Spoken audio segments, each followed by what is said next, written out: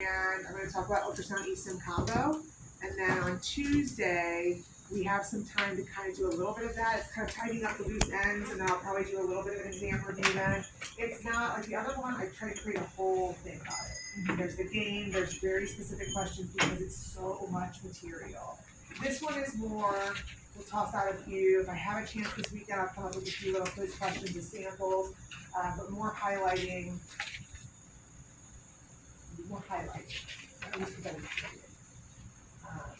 So yes, the other one that I go into a lot more detail on, so in the next 2 weeks. Oh, I guess it's this weekend. I don't have the review this late. So I guess this weekend I'll be reviewing the final to make sure that we have that exactly how we want. I have that exactly how I want it, so you all are all good to go. There's a lot of things that are not secret, so it's not like here's the test, go study it, but it's here's what's on the test, go study it. So I'm not trying to hide anything. I'm just trying to make sure that you guys are as prepared as you can be. I'm going to do a mock practical of traction just so you can see how the flow and kind of speed can be a little bit. I'm going to go ahead and do this one just to kind of get you the whole flow of it pretty well. The only difference here is the belts take a little bit longer to keep the straps separated, but even with that, it's not super complicated. It's just you got to get used to the buckles. All right? So let's have, were you okay in prone or not really? I didn't turn it on, you didn't love it. I'm not gonna do prone for her back, so I was gonna do prone to show you. It's really no different. Over here, just remember prone, don't lay on the buckles. Alright? It's set up to be great for prone and just turn the buckles around to get a nice extension pull. Like I said, that only exception for the ground pads is when you want them supine and they can't have their legs straight. Okay? So what I'll do is just run through this with Rachel so you can kind of get a feel, and she'll be in supine. So we'll do a flexion pull for her. Yeah. Okay. So Rachel, if you want to come over here and just have a seat.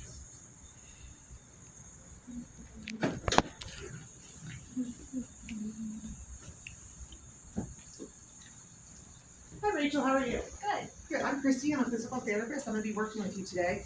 And I was reviewing your chart. It looks like we're still having some problems with that numbness and tingling going down your right leg. Is that true? Yeah. Is that happening right now? Yeah. You a little bit? How far down?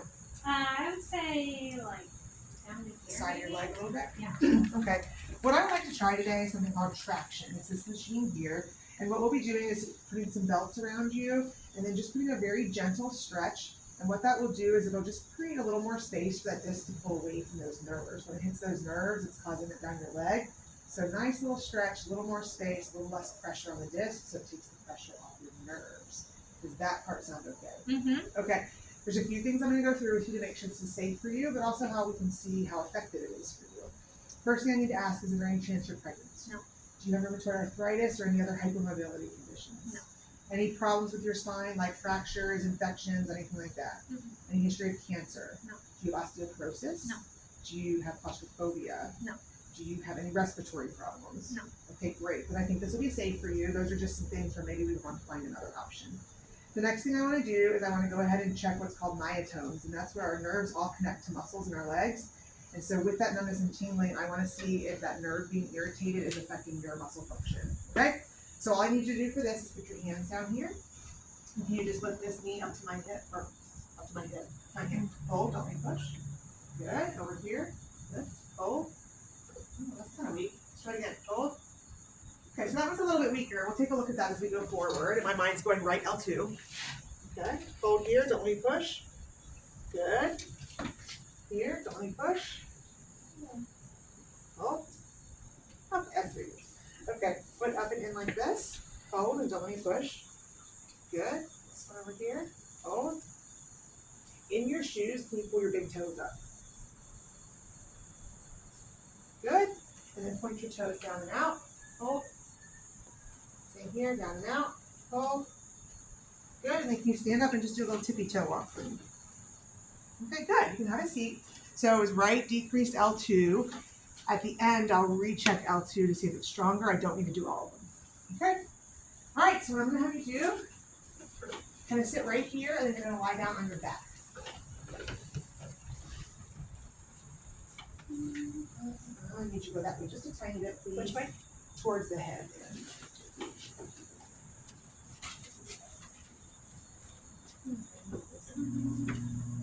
snugging these belts around you.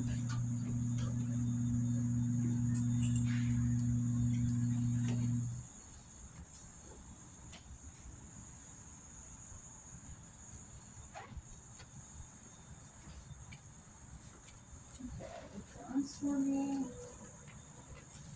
Okay, is that okay? Mhm. So far, so good? Yep.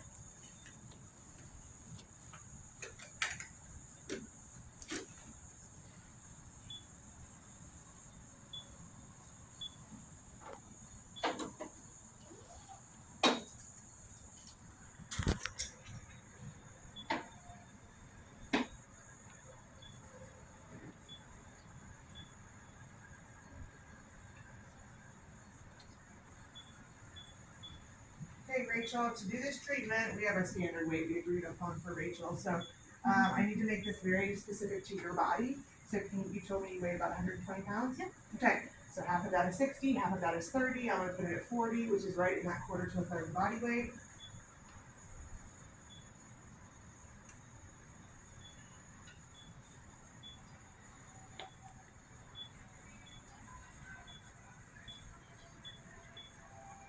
And this is your first treatment. We're only going to do about 5 minutes today, just to see. On this first treatment, you go a little lower just to see if your body's okay with it, if you don't feel too much tightness or any soreness from this. What we're hoping will happen is a very gentle stretch, and we'll start to see that numbness and tingling come up out of your leg and kind of center up and around your back. Sometimes it goes away completely. Sometimes there's a little soreness in the back as we pull everything up and out of the leg. That's called centralization. What we don't want is any increase in any sharp pain, any pain going down your leg. So if that is the case, then what I want you to do is just push this button, and that'll just sound off a little alarm for us so that we can come help you. And then you'll also have this bell, because it's a super loud, busy clinic, and I want to make sure that you can come help you if you need it, okay?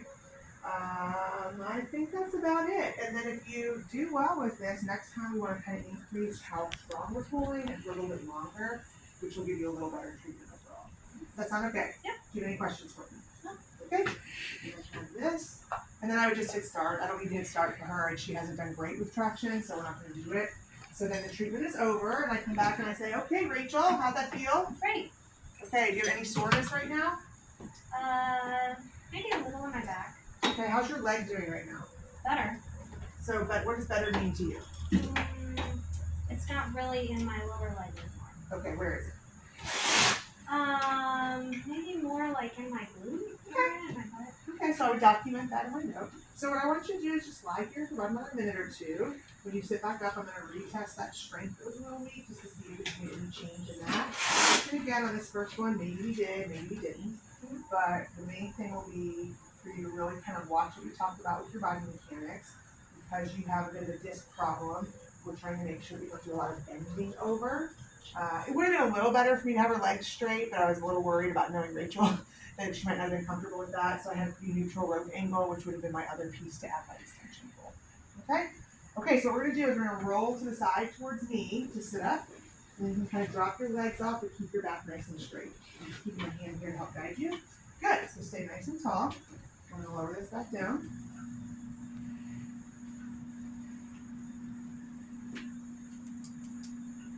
So I got some information about her centralization. I could ask her pain rating again, anything like that. And then can you go ahead and lift this leg up to my hand here again? And hold and don't push. You feel a difference there? Mm-hmm. Yeah, me too. So I think that we're getting what we need out of that. We're taking some pressure off that nerve and it's allowed to send the signals back the way it was.